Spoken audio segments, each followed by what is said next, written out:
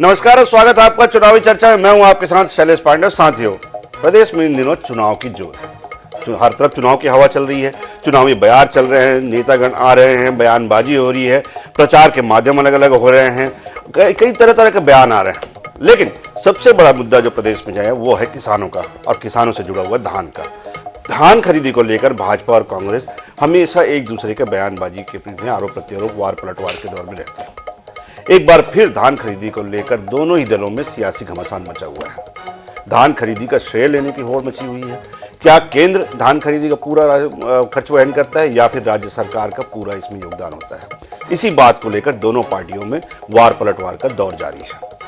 तो इसीलिए हमने आज इस चर्चा को रखा है, क्योंकि इस समय दोनों पार्टियों के केंद्र बिंदु में जो है वो है धान है और किसान है। जो किसानों की बात करेगा, जो धान की बात करेगा, जो फसल की बात करेगा, वही इस चुनाव में अपना पलड़ा भारी भी करेगा और इसीलिए ये दौर जारी है। आज का हमारा शीर्षक हमने रखा है धान खरीदी, कौन सच्चा कौन झूठा।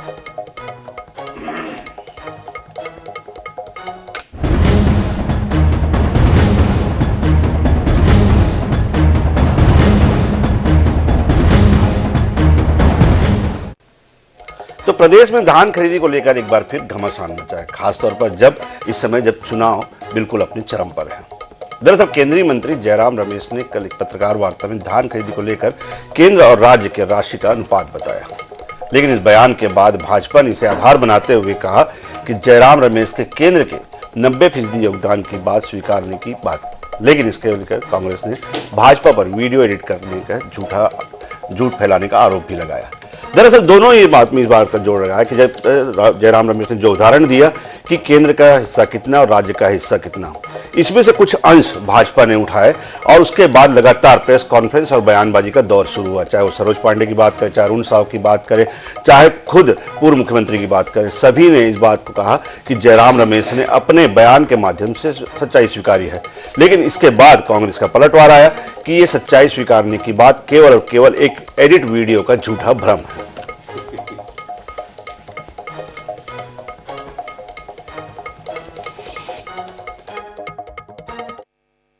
धान की कीमत पर लगातार उन्होंने छत्तीसगढ़ के किसानों से झूठ बोला है। ये आज जयराम रमेश जी के बयान के बाद स्पष्ट हो गया है कि केंद्र सरकार कितना दे रही है और राज्य सरकार कितना दे रही है। आज उन्होंने ये स्पष्ट कर दिया है। तो एक बार फिर भूपेश बघेल और कांग्रेस पार्टी का झूठ उजागर हो गया है। और ये छत्तीसगढ़ से संबंधित मुद्दों पर ही लड़ा जाएगा। कांग्रेस पार्टी का ये मानना है कि जो हमारा चुनावी अभियान है, हमारा घोषणा पत्र है, जो हमारे गारंटी है, जो हमारे वादे हैं, ये स्थानीय मुद्दों पर केंद्रित है। बीजेपी की रणनीति सिर्फ ध्रुवीकरण की रणनीति है। हमने 16 गारंटी दी है स्वास्थ्य के क्षेत्र में, शिक्षा के क्षेत्र में, महिलाओं के लिए, युवाओं के लिए, आदिवासियों के लिए, गरीबों के लिए, पिछड़े वर्गों के लिए। इसके बारे में मैंने आपसे विस्तार से बात किया था। और इस एमएसपी को लेकर जो प्रयास किया गया है, जो मैंने कहा था उसको घुमा फिरा कर, जो मैंने कहा था और जो इन्होंने वीडियो को डॉक्टर करके निकाला है, जमीन आसमान का फर्क है। तो दोनों के बयान आपने सुन लिए। एक तरफ जयराम रमेश का कहना है कि जो मैंने कहा, जैसे कि आलू से सोना बनाने वाली बात हुई थी, उसी तरह का एक वीडियो और एडिट किया गया है भाजपा के द्वारा और उसे जनता के बीच में भ्रम फैलाया जा रहा है। लेकिन दूसरी तरफ भाजपा का ये कहना है कि अगर केंद्रीय मंत्री इस प्रकार का बयान दे तो कहीं न कहीं सच उनके मुंह से निकल गया है और इसी को आधार बनाकर भाजपा पूरे प्रदेश में बयानों का दौर चला रही है, प्रेस कॉन्फ्रेंसेस कर रही है और जनता के सामने भी जा रही है कि देखिए कांग्रेस का सच। लेकिन किसका सच है और किसका झूठ है, इस पर आज बात करेंगे। 3 खास मेहमान मेरे साथ हैं। मेरे साथ में धनंजय ठाकुर जी हैं। कांग्रेस संगठन के सबसे तेज तर्रार आवाज, विश्वसनीय आवाज, हमेशा ज्वलंत मुद्दों पर अपनी राय विश्लेषण के साथ, तर्कों के साथ, तथ्यों के साथ रखते हैं। निश्चय वाजपेयी जी हैं। एक तर्कों के साथ तार्किक ढंग से भाजपा की बात रखने वाले युवा प्रवक्ता हैं और साथ में प्रदेश के जाने माने पत्रकार के शर्मा जी हैं, पूरे कार्यक्रम में अपनी तटस्थ राय देने के लिए। निश्चय वाजपेयी जी, जयराम रमेश जी का बयान मैंने आपको सुनाया। एक बार फिर आपने वही काम किया है। उनका कहना है कि जो पहले आपने राहुल गांधी के साथ किया था, आधा बयान एडिट करके आलू से सोना बनाने वाली बात कही थी, ये उनका आरोप है। क्या कहेंगे? पहले आपका सच सुन लेते हैं। देखिए, ऐसा है, 2800 रुपए कैसे हुआ इसका वो गणित समझा रहे थे। उसमें उन्होंने कहा कि लगभग 2200 रुपए जो केंद्र सरकार का समर्थन मूल्य है उसमें 600 रुपए का बोनस जुड़ता है और ऐसे 2800 रुपए होता है। ये इतना सिंपल है कि इस पे वो बेचारे झूठ बोल भी नहीं पाएंगे। लेकिन कांग्रेस की तो नीति है झूठा प्रचार और आकंठ भ्रष्टाचार। ये तो जो है शपथ लेते हैं गंगा जल की लेकर के, क्योंकि इनकी बातों पे लोग भरोसा नहीं करते और इनको उस कसम को तोड़ना रहता है। इनको दारू बेचनी रहती, दारू का घोटाला करना रहता है। इनको किसानों के साथ में जितने प्रकार के छल, इन्होंने बोला ये कर्जा माफी पूरा कर दिए हैं और ये सच्चाई है कि राष्ट्रीयकृत बैंक का नहीं किया, लेकिन ये हमेशा और भी कसम खा करके बोलते हैं। बीच में रोकने की क्षमा मांग रहा हूं मैं, बीच में अपन थोड़ा सा क्या है दूसरे मुद्दों पे जा रहे हैं। मैं आज केवल धान के मुद्दे पर कौन सच्चा कौन झूठा, तो एक बार मैं तार्किक रूप से आपसे समझना चाहूंगा कि केंद्र सरकार का पूरा, आप लोग कह रहे हैं 90% जो हिस्सा है जी वो केंद्र सरकार का है, ये जरा समझाएंगे कैसे? तो यही तो मैं कह रहा हूं। तो उन्होंने बताया ना 2200 रुपए, आप रेशियो आप निकाल लीजिए ना। और 600 रुपए जो बोल रहे हैं उनकी जानकारी के लिए मैं बता दूं कि 20 कुंटल की खरीदी शुरू हो चुकी है और 20 कुंटल की खरीदी का जो भुगतान है, मतलब अभी तो हमारे धान आने में थोड़ा ही धान आ रहा है और 10-12 दिन का समय है। अगली सरकार नहीं करना है, इनको कुछ नहीं करना है। अपने समय में इन्होंने कुछ नहीं किया और 20 कुंटल में 9000 रुपए प्रति एकड़ देंगे बोलते हैं, तो 450 रुपए कुंटल होता है। सबसे पहले साल इन्होंने 750 रुपए का बोनस दिया था, क्योंकि 1750 रुपए का उस समय एमएसपी रेट था। मोदी जी ने बढ़ा करके उसको 450 लगभग रुपए बढ़ाया, हर साल बढ़ा के 450 रुपए बढ़ा दिया। इन्होंने 750 से घटा के पहले 665 किया, उसके बाद 600 किया और इस साल 450 कर दिया है। ये झूठ जरूर है जो बोल रहे हैं जयराम रमेश जी। दूसरा ये झूठ बोल रहे हैं कि उन्होंने बोला वो अपनी बात पर रह नहीं पा रहे, लेकिन वो पूर्व केंद्रीय मंत्री हैं और मैं तो बोलता हूं शपथ पत्र के साथ दे दें वो कि इसमें पैसा जो 2200 रुपए है ये गलत उन्होंने नहीं बोला है करके। 2183 रुपए समर्थन मूल्य है जो केंद्र सरकार देती है, ये सच है। उसको चावल के फॉर्मेट में राज्य सरकारें जमा करती हैं, ये भी सच है। और उसका एक रेशियो तय है 65% का, वो भी सच है। सारी चीजें सच हैं। सच निकल ही जाता है, झूठ का पांव नहीं होता है, इसलिए ज्यादा देर टिकता नहीं है। धनंजय जी, ये वाजपेयी जी का सच है कि 90% जो है इनका योगदान है, क्योंकि एमएसपी तय की गई। केवल इनपुट सब्सिडी के नाम पर आप 10% का योगदान दे रहे हो, अब पूरा श्रेय ले रहे हो, ये वाजपेयी जी का सच है। मैं भारतीय जनता पार्टी के झूठ का पर्दाफाश करूंगा, उसका गवाह निश्चय वाजपेयी जी भी है। इसलिए निश्चय वाजपेयी जी आपको बताना चाहूंगा, जब 2018 में कांग्रेस पार्टी ने किसानों की कर्ज माफी की घोषणा थी, उस दौरान निश्चय वाजपेयी जी कांग्रेस के वरिष्ठ नेता हुआ करते थे और उस दौरान भारतीय जनता पार्टी के जानकारी कैसे दे सकते हैं? सुन लीजिए ना, फिर आपको मैं मौका दूंगा। सुन लीजिए, लेकिन गलत जानकारी सुन तो लीजिए। कांग्रेस पार्टी के सदस्य थे, बाद में आपने भाजपा किया। सुन लीजिए ना, मैं बोल रहा हूँ ना, अभी तो आपको कई बात से मिलाना है, अभी तो शुरुआत हुई है। अरे आप मेरी व्यक्तिगत बात बोल रहे हैं, मैं आपको रोक रहा हूँ, आप गलत तथ्य दे रहे हैं। कांग्रेस के नेता थे, 2018 में नहीं था भाई। प्रदेश में किसी से पूछ लीजिए। अब ये क्या है? आप तो जयराम रमेश जी का सच बता दीजिए, जयराम रमेश जी का सच बताइए। अभी तो कई बार मैंने कहा ना आपसे, धनंजय भाई आप जयराम रमेश जी का सच बोलिए ना। आपने ना कुछ, अरे सुन तो लीजिए, मैंने बताया ना, आपने जो एक और झूठा प्रचार, बता रहा हूँ, एक और झूठा प्रदेश जानता है कांग्रेस नेता हुआ करते थे। उस दौरान भाजपा के आईटी सेल ने हमारे तत्कालीन प्रधानमंत्री गिरीश देवांगन, तत्कालीन मीडिया सेल के प्रमुख दलेश सिंह त्रिवेदी के नाम से फर्जी पत्र जारी किया था और कहा था कि कांग्रेस के नेता कह रहे हैं कि किसानों की कर्ज माफी करने से नुकसानों की माफ नहीं करेंगे। बाद में झूठ का पर्दाफाश हुआ। ठीक उसी तरह 1 नवंबर का 20 क्विंटल धान की खरीदी वादा अनुसार कांग्रेस की सरकार ने शुरुआत की है और देश के किसानों को 20 क्विंटल धान बेचने का अवसर प्राप्त हुआ, तो फिर डॉक्टर रमन सिंह जो आदतन झूठ बोल रहे हैं, सरोज पांडे जी जिस जो झूठ बोलने के लिए जानी जाती है, और अरुण साहब जिससे झूठ बोलने की ट्रेनिंग मिलता है, वो कहते हैं कि धान खरीदे में 80% केंद्र मिलता है। और अभी विषय बातचीत में चैनल ने कहा है कि वो चावल फाड़ने के चावल लेते हैं, धान ले लेते हैं, चावल फाड़ने के कहना फिट कर दीजिएगा। तो मैं तो ठीक कह रहा हूँ, भारतीय जनता पार्टी आदतन किसान विरोधी है, और छत्तीसगढ़ में मुख्यमंत्री भूपेश बघेल की सरकार 28 में धान खरीदती है।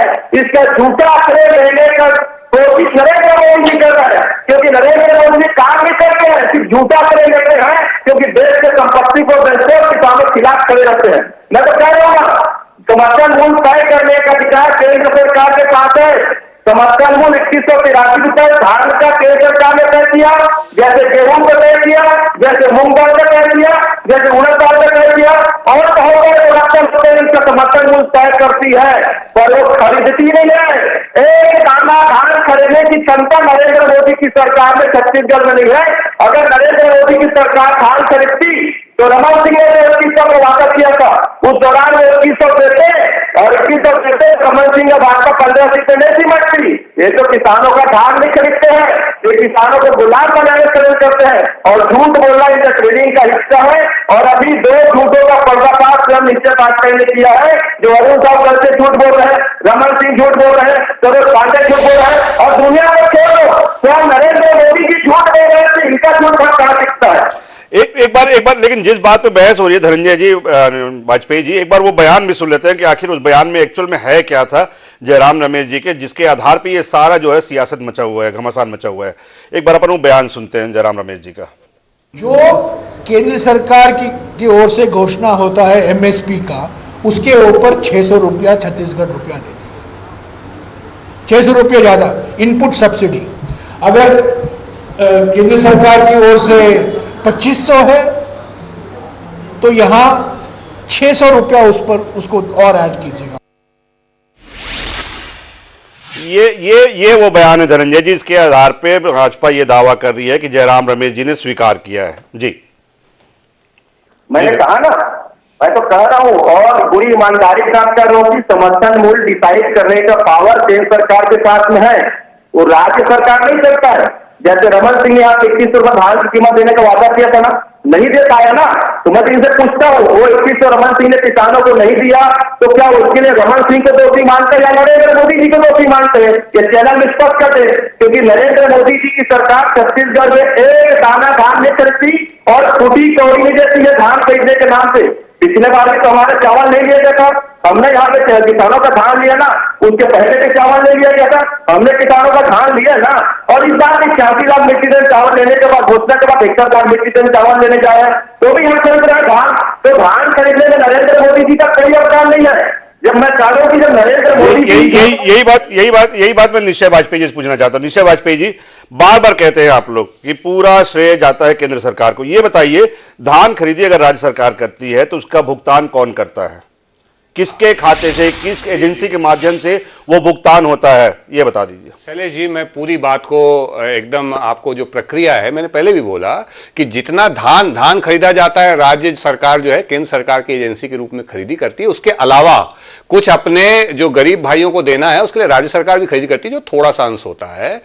जो राज्य सरकार एजेंसी के तौर पे केंद्र सरकार ने खरीदी करती है, उसमें वो खरीदती धान है, लेकिन उसकी मिलिंग कराती है, और उसका 65% जो है चावल वो एफसीआई में जमा होता है, जिसका भुगतान केंद्र सरकार करती है। इस बीच में जो भुगतान की प्रक्रिया है कि आपको एक जन से लेना है, दूसरे को देना है, उसमें राज्य सरकार एजेंसी के रूप में काम करती है। ये प्रक्रिया है, और मैं बिल्कुल नहीं कहूंगा केवल केंद्र सरकार। देखिए, यहां पर मिलजुल के काम होता है, लेकिन खरीदी का काम मैं बीच में एक सेकंड के लिए रोकना चाहता हूं, बस बीच में एक सेकंड के लिए रोकना चाहता हूं। आपने कहा 65% खरीदने का उसके जो है बाध्यता है। अगर ये बाध्यता होती वाजपेयी जी, अगर ये बाध्यता होती तो 2019 में केंद्र सरकार के द्वारा ये नहीं आता कि सेंट्रल पूल में हम केवल 40 लाख टन लेंगे। अगर 95 लाख टन की खरीदी होती है और केवल 40 लाख टन लेंगे, ये अगर बाध्यता होती तो शायद ये बयान नहीं आता केंद्र सरकार का। जी, मैं आपको एक बात बता देता हूं कि इसमें जब बैठक होती है तो राज्य सरकार बताती है कि वो कितना चावल देगी। आप एक बात को समझ लीजिए प्रक्रिया को।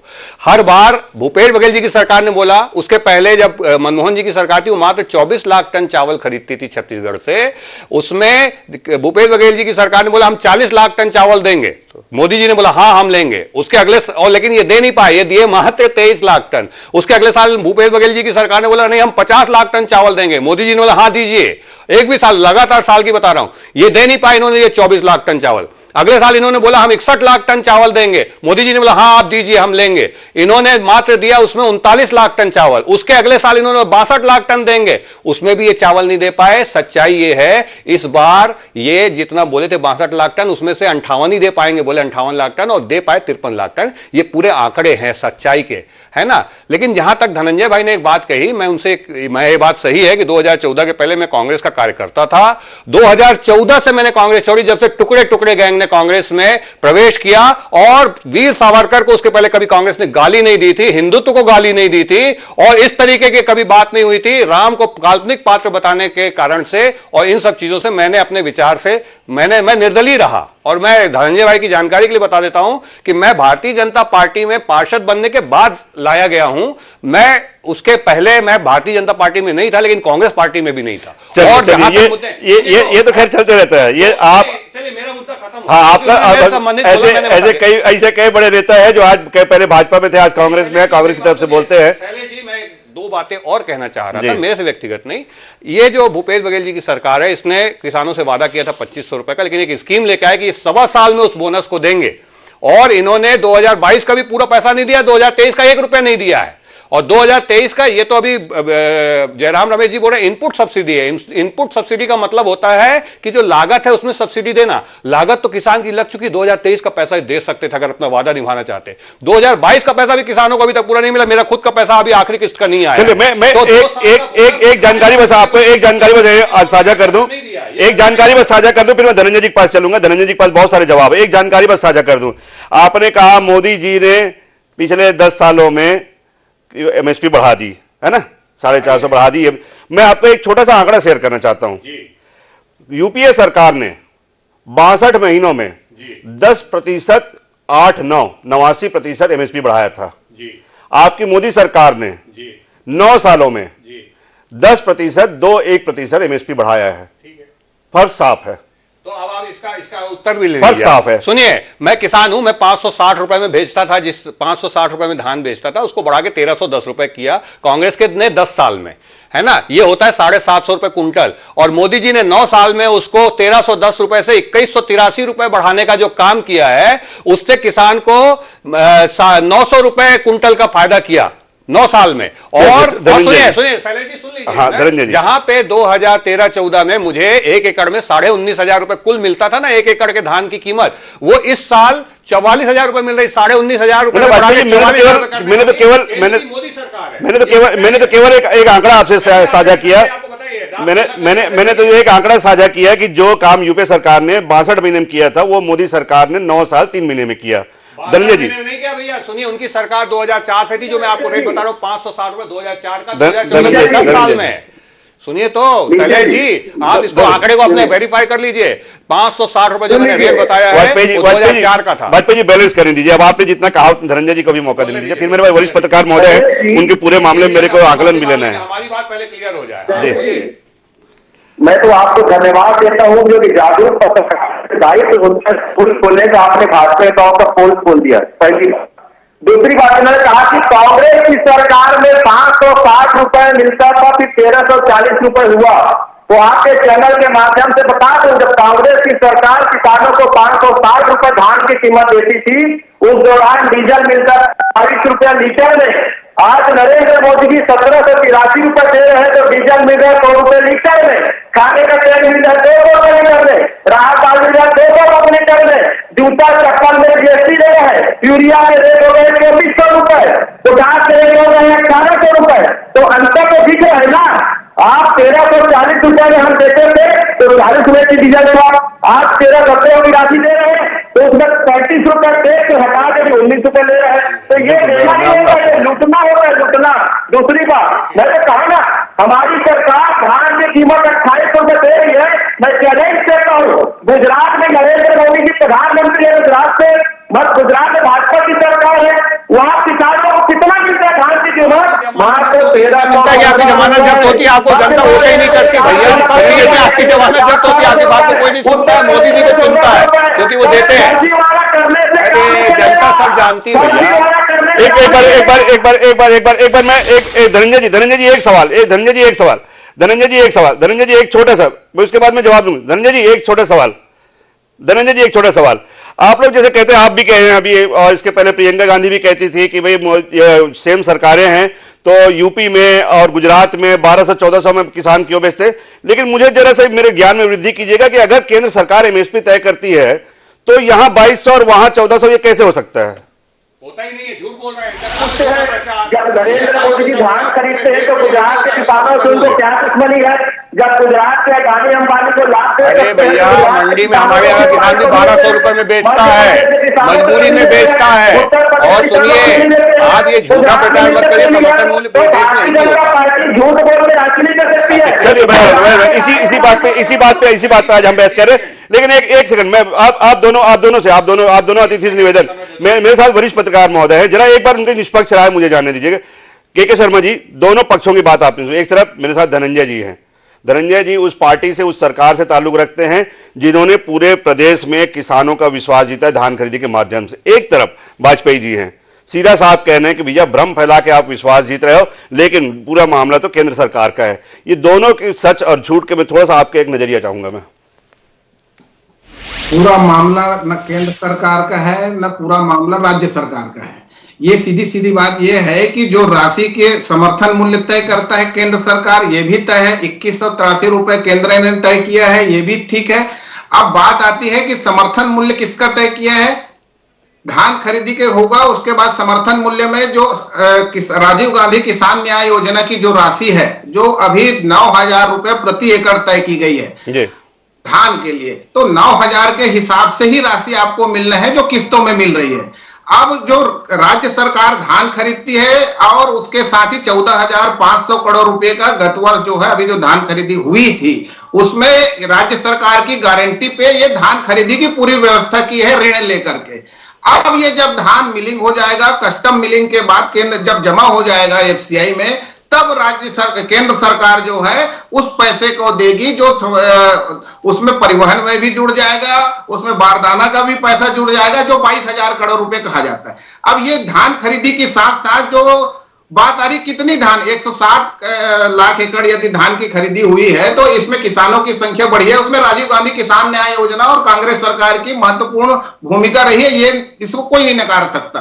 अब दूसरी चीज जो है, 107 का 67% आपका चावल बनता है, उसमें से आपको देना रहता है कि उसमें से 14 लाख जो है राज्य सरकार के विभिन्न पीडीएस के जो सिस्टम है उसमें चला जाता है, और 16 लाख जो है वो केंद्र सरकार की विभिन्न योजनाएं हैं जो गरीबों को दिया जा रहा है। उसको काट करके जो बाकी पैसा है, बाकी जो धान है वो अभी देने की स्थिति में रहती है। इसलिए टोटल मिला के आप करेंगे तो 62 लाख के जो आ रहा है, ये आंकड़ा भी 88 लाख की बात आई थी, फिर उसको कम किया गया है। तो ये स्थिति है। दूसरा चीज ये है कि धान खरीदी को लेकर के अभी 9000 है, इसमें स्पष्ट अभी कांग्रेस सरकार या आने वाली सरकार को करना है कि 9000 रुपए को जब तक नहीं बढ़ाएंगे तब तक 2800 कैसे पहुंचेगा। सीधी सी बात, 2183 रुपया अभी है और 9000 को यदि आप डिवाइड करते हैं तो वो जाके अभी 600 रुपया आ रहा है। और अगर कहीं उसको 20 क्विंटल से 1 एकड़ में 20 क्विंटल की बात करेंगे तो वो आपका 450 रुपया हो जाएगा। ये एक चीज है। तो ये क्लियर बात ये है कि किसानों के लिए भाजपा जो कल घोषणा पत्र लाने वाली जो जानकारी आ रही, तो उसमें जब तक राजीव गांधी किसान न्याय योजना का विकल्प नहीं लाएगी, किस रूप में प्रोत्साहन राशि देगी, ये बड़ी बात है। और प्रोत्साहन राशि जो राइस मिलरों को मिला है, जिसके चलते हुए इस बार जो बैंक ऋण राज्य सरकार रही है उसको ब्याज में भी कम पैसा लगा है, और जिससे साफ मानना है कि संघीय ढांचे के तहत कहीं न कहीं दोनों का योगदान है। लेकिन जिस तरह से राज्य सरकार पूरा जिम्मा लेके उसको खरीदती है, उसमें अगर हम उसको श्रेय दें तो कोई बड़ी बात नहीं है। एक बार धनंजय जी कुछ कहना चाह रहे हैं, मैं आखिरी वक्तव्य के रूप में, बहुत कम समय में, जी बहुत संक्षेप धनंजय जी। के शर्मा जी ने कहा और स्पष्ट कहा कि राज्य सरकार अपने रिश्ते में धान खरीदती है, सच्चाई है। तो आपको देखेंगे कुछ साल पहले केंद्र सरकार ने कहा उतना चावल नहीं देंगे, हमने तो धान खरीदा ना, 2500 हमने धान खरीदा और 1100, 1200, 1300 में नीलामी किया। नरेंद्र मोदी ने नहीं खरीदा, इससे अच्छा प्रमाण कुछ हो सकता है क्या? क्योंकि नरेंद्र मोदी की सरकार कहीं भी धान नहीं खरीदती है, सिर्फ हरियाणा और पंजाब में गेहूं खरीदती है, कुछ फसलों को लेती है। वो तो मध्य प्रदेश में धान नहीं खरीदती है, उत्तर प्रदेश में धान नहीं खरीदती है। ये बात बिल्कुल तार्किक है आपके धनंजय जी, ये बात बिल्कुल तथ्यपूर्ण है कि धान नहीं खरीदती है। केंद्र पंजाब और हरियाणा में केवल एफसीआई के माध्यम से जो है वो धान खरीदी, उनकी एजेंसियां हैं केंद्र सरकार की, जहां से वो सीधे धान खरीदती है।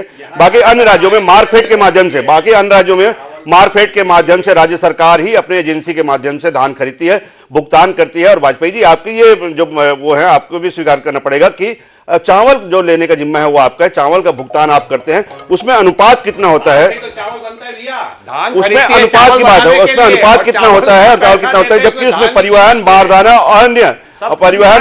और अन्य क्षतिपूर्ति का प्रतिशत भी आप जोड़ते हैं संघीय ढांचे की व्यवस्था। लेकिन हम कार्यक्रम के निष्कर्ष में आते हैं। ठीक है, दोनों का सच अपनी अपनी जगह सही है, दोनों का सच अपनी जगह सही है। वाजपेयी जी, मेरी तकनीकी टीम मुझे उठाकर यहां से बाहर कर देगी अगर मैंने और समझ लिया तो दोनों का सच अपनी अपनी जगह सही। मैं ये कह रहा हूं कि तथ्यपूर्ण दोनों के अपने अपने सही है। लेकिन जो के शर्मा जी ने कहा कि संघीय ढांचे के तहत ये व्यवस्था हुई है, हालांकि श्रेय लेने की राजनीति तो भाजपा कांग्रेस में रहेगी, क्योंकि अगर केंद्र में भाजपा है तो राज्य में कांग्रेस है। लेकिन अभी कहीं ना कहीं वर्तमान में वाजपेयी जी, आपको यह मानना पड़ेगा कि जिस तरह धान के मामले में कांग्रेस आपसे 2 कदम आगे बढ़ चुकी है, जैसे के शर्मा जी कह रहे हैं, जैसे घोषणा पत्र में आप कितना आगे बढ़ेंगे ये अलग बात है, घोषणा पत्र में आप कितना आगे बढ़ेंगे ये बात है, लेकिन इसका तोड़ कहीं न कहीं, चाहे राजीव गांधी न्याय योजना जो है, इसका तोड़ कहीं न कहीं आपको राज्य के मामले में आपको उठाना पड़ेगा। तब कहीं जाकर किसानों को आपके ऊपर एक भरोसा होगा कि हाँ, भाजपा भी हमारी उसी तरह हितैषी है, उसी तरह हितैषी रहेगी आने वाले चुनाव में, जिस तरह से कांग्रेस ने फिलहाल पिछले 5 सालों में उनका विश्वास जीता है। अब ये भाजपा के देखें कि भाजपा के पिटारे से कौन सा ऐसे जादू की छड़ी निकलती है जो किसानों को उनके वोट बूथ पर आने के लिए मजबूर कर देगी। देखने वाली बात है। आप सभी मेहमानों का बहुत बहुत धन्यवाद इस शो में जुड़ने के लिए। कल नए विषय के साथ फिर मिलेंगे।